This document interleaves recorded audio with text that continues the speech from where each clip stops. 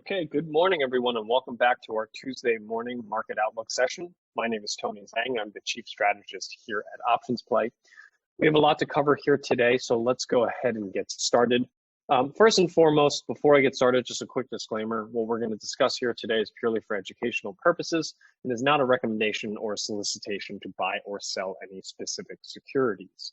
So let's first off talk about the current market outlook. So for those of you that are joining us for the first time, we usually take a look at where the current market sits. We've been talking about this for quite a few weeks now. As we all know, that the market sold off very heavily during the initial sell-off starting in late February. We have now retraced 50% of that move back. We've so far been rejected at that 50 level around 280, but looks like right now today we're about to open up just around that 280 level again. Some of the key levels to keep an eye out for that we've been talking about for a few weeks now is the 273 level. So on the right hand side, I have my hourly chart. As you can see, as we traded up to that 273 level, we bounced lower, but then eventually broke out above and now retesting 273 as support. And so far, we've been able to bounce higher off of that 273 level. If this market can clear above that 281 high, then we're back off the races, back towards 290, 300, fairly strong, what I would consider a V-shaped recovery that, many investors initially thought was not possible given the economic impact that we see the coronavirus is likely going to have both on the US and the global economy. I think one of the things that we need to pay attention to right now is really what factors do we need to keep an eye out for to give us a directional view going forward. So the markets have certainly rallied quite a bit over the last few weeks, mostly on the optimism of the coronavirus trends, following similar trends that we've seen in China and Italy in terms of flattening the curve. So I have some of that data to show you, as well as earnings seasons coming up.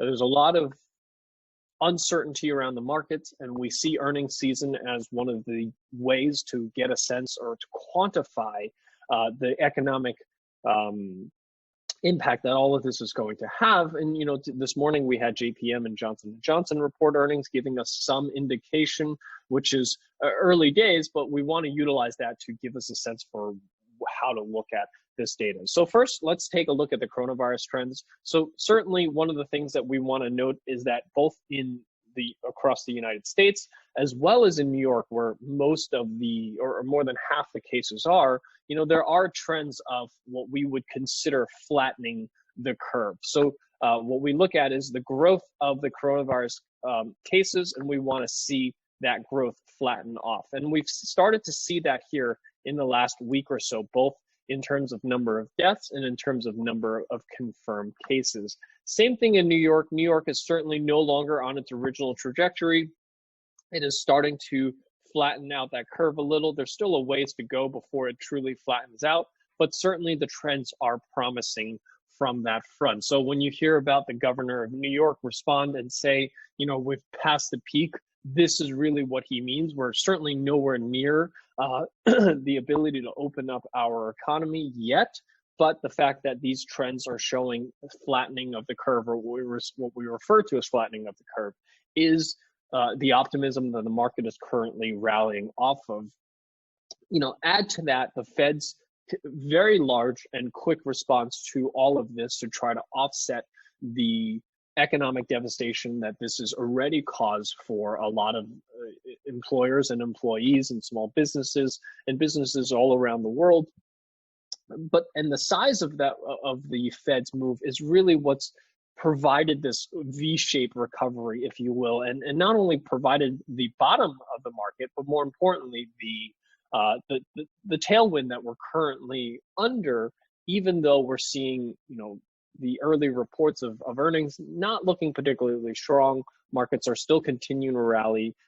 Stocks that normally would only rally during what we would consider strong economic times, momentum stocks, they're doing very, very well right now. So those are all some of the trends that we're paying attention to give us an understanding as to where we go from. But as of right now, the fact that we're well above that 273 level, certainly well above that 233 level, gives us, at least for now, an indication that we've put in a market bottom at that 218 low. There's a lot to see in the next couple of months with earnings season coming up as we try to reopen the economy, how that's going to look.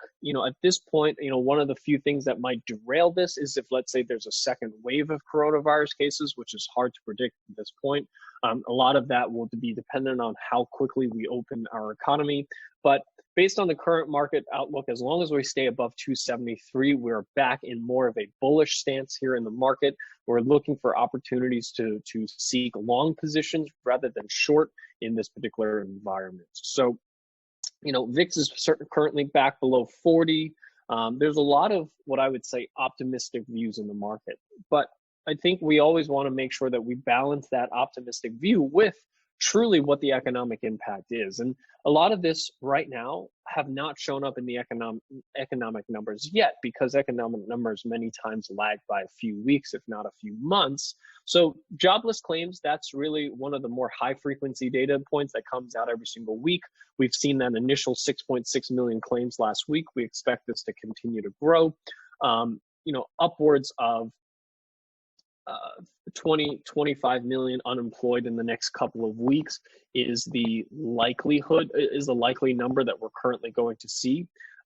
GDP numbers. This is not going to come out for a while, but our estimates right now are somewhere in the negative 20 to 30% Q2 GDP growth, which is, if you look on this chart goes back to the beginning of the end of World War II. Nowhere have we ever seen numbers that look like this. It's just historically, we've never seen anything like this. And that's part of the disconnect that I think the equity markets currently have with the economic numbers that are coming down the line. And maybe it's because we expect that things get really bad, but they're also just going to bounce back very, very quickly.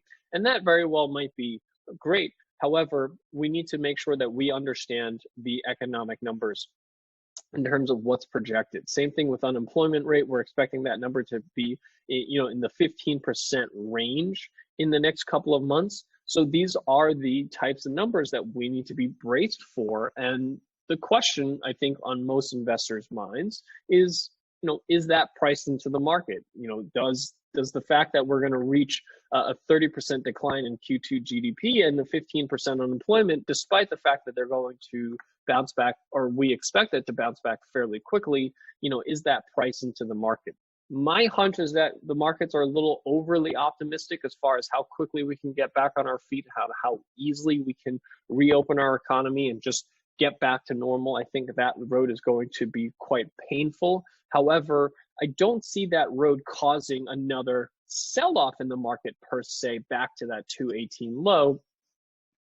Any pain points that we come across are likely going to be more sideways in nature, and we're going to have more of a sideways market, in my opinion, going forward. But earnings season is really one of the key things that we're paying attention to right now for the market. So strategy focus. How do we position for this particular market? First and foremost, VIX is back in contango, meaning the front month VIX is now below the longer dated futures 3-month VIX. It just went into contango this week. So this is where we would consider more of a risk environment. At least that's what the options markets are telling us. This could easily flip back to a risk off market right now, very quickly, because we're just on the cusp of VIX contango. We could easily go back into backwardation.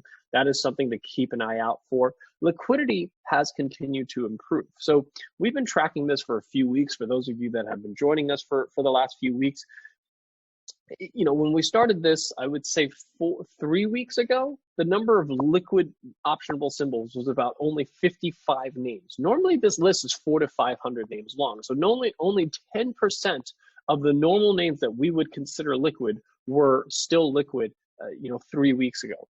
That has slowly improved over the weeks. We got up to 70s, 80s, to 100. went back down a little, but as of yesterday, we're looking at about 180 liquid symbols, so about half of what we normally will see. So liquidity has continued to improve, and this is certainly very, very good for traders to know that liquidity is coming back into the market. This is exactly why the Fed has stepped in, is to make sure to backstop liquidity, make sure liquidity is there so that you don't have a panic sell-off like we had a few weeks ago. And again, as liquidity continues to improve, that's going to decrease the chances of another panic sell-off revisiting that 218 low. So we are fairly confident in being able to say that we think that 218 is going to be the low, at least for now, in the next few months, or at least in the next few months for the market right now. One of the key things is that earnings season kicks off this week.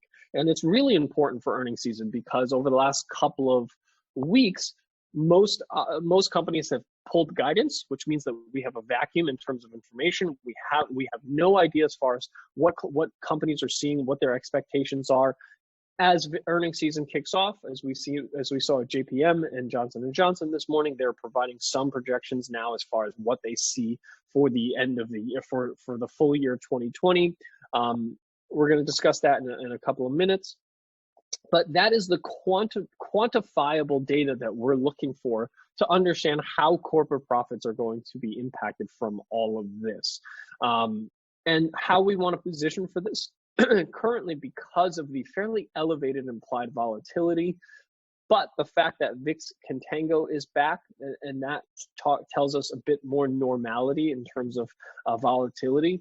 But the fact that volatility still remains fairly high tells us that if we're trying to enter new positions, meaning if we have a bullish or bearish view on an underlying stock, selling call vertical spreads are suitable strategies for this particular market environment with high implied volatility, but VIX Contango showing us that we're in a risk-on environment for new positions. For existing stock positions that you have held, either you have bought near the bottom, or you have bought on the way down, or you bought before the sell-off. Generally speaking, selling cover calls on those positions are the types of strategies that you want to deploy right now to generate some additional income as the markets kind of continue to grind their way higher. You're not seeing 5-6% moves in a single day anymore. Again, that speaks to the liquidity that has come back into the markets. So for that, especially with the high implied volatility, you're seeing a fair amount of premium that you're going to be collecting. Normally on a cover call, we're looking at about 50 basis points going out about a month, or maybe about 1% on the higher end for most of these liquid names. Now you're seeing about 1.5-2% income in just about a month of a cover call. So you're getting higher implied volatility, higher income. So seek out those types of higher income opportunities on the stocks that you own in your portfolio. So some of the market observations, first of all, I would say this is a bit surprising. And from my perspective as a strategist, there is a bit of disconnect here in terms of what I feel the markets should be priced in versus where they currently are trading. If you look at names like Tesla, Roku, with the exception of Netflix, which I think has a strong case for why it's rallying, but names like Tesla and Roku, we're seeing big gains in these particular stocks. And as if things were back to normal, as if they're cranking out cars again, but we're nowhere near that, nor do we have any indication that the demand for this type of consumer products will still be there to the same level pre-coronavirus. So, these are some of the disconnects that I currently see. Tesla's up about 8% pre-market. Roku, I think earlier was up 14% pre-market. Momentum stocks clearly are back in play right now. How long will this last? It's yet to see. But I think the names that we should really focus on for the moment is really earnings, right? So JPM reported earnings. They missed on both earnings and revenue. They provided guidance that they expect to see their loan book erode fairly significantly in 2020 as they expect defaults on their loans, yet the stock is up 2.5% pre-market.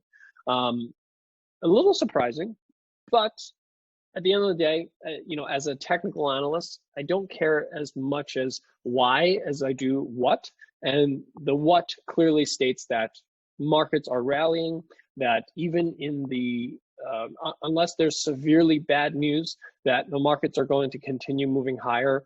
JPM, closed at 98, opening up around $100 today. Same thing with Johnson & Johnson. Johnson & Johnson, a little different pharmaceutical company, obviously has a little bit more insulated from COVID. Consumer products, they said we're doing really well in Q1. A lot of it, I think, is due to people stocking up going into lockdown periods. But Johnson & Johnson also reported that guidance for 2020 is coming in below where estimates were. So they're looking at a fairly significant decline in terms of both revenue and earnings, despite being in the sector that's fairly, I would say, insulated from coronavirus. But is up almost 3% pre-market as well. So those are some of the early indications. And if we look at the earnings calendar, we have United Airlines later today, Bank of America, Goldman Sachs tomorrow, Citigroup, Morgan Stanley. Those are some of the names that I'm really paying attention to. So early days, we have banks, we have airlines, we have pharma companies. That gives us, a decent view this week into what's coming next week. And we have some big names next week. We have Netflix, Boeing, AT&T, Tesla, Visa, Amazon. So a lot of big names coming up next week. And this week, I think, is what we're really seeking in terms of information. Right now, there's been such an information vacuum that it's really difficult to see how we're going to trade. But early indications seems that the markets are reacting very positively, even to some fairly negative guidance. I think this goes back to the theme that we've seen over the last few weeks, which is bad news is better than no news. So even though these companies are reporting fairly bad news, the fact that we have some certainty now around kind of what they're seeing, what their numbers look like, what they're looking at for 2020, that just having that information, investors seem to be taking that on and liking it. So markets are up about 1.5% pre-market, up to 280. If we can break back above that 280, 281.19, 281.20 level, I would say that we would be back, looking at about 290, fairly quickly, and even perhaps 300. Numbers that I didn't think a week ago we'd be seeing, but you can't really fight the market. You can't really fight what the Fed is currently doing. The best thing to do is making sure that you're using the optimal way, the optimal positions to position yourself for this in the current market environment. That, in my opinion, are credit spreads and cover calls for the stocks that you own. But momentum stocks are back. Financials are leading higher. It's one of the biggest gainers pre-market. XLF is up 2.17% pre-market. Energy is also up 2.2% pre-market. Let's see where crude is. Crude, oh, wow. So interesting that crude is down even further, despite all of the quote unquote optimism we saw over the weekend. Healthcare is a strong gainer pre-market, 2%. I think that's pretty much it. Communications is pretty much flat. Pretty much all other sectors are flat. It's really driven by financials, utilities, and healthcare. I mean, XLE being up. I'm sorry, XLE is flat. I apologize. It's really just healthcare, utilities, and financials that are moving this market higher. And those are the sectors that I expect are going to respond fairly strongly here today. So that's the current market outlook that we currently see. Like I said, we're currently back into more of a bullish stance here in the market, regardless of whether you think that's fair or not, whether you think that the markets are properly pricing in the risk that's coming down in the next few months as we try to restart our economy, as we look at corporate profits and guidance that these companies are providing. It doesn't, in my opinion, make sense to fight the Fed and where the markets are heading. So that's my view as a strategist and how I'm positioning here for the current market. So thank you so much for joining me this morning. I hope that you guys have found this useful in setting up your day, making sure that you understand what research to pay attention to. And I hope everyone has a great trading day. Have a great day, and I'll see you guys next Tuesday.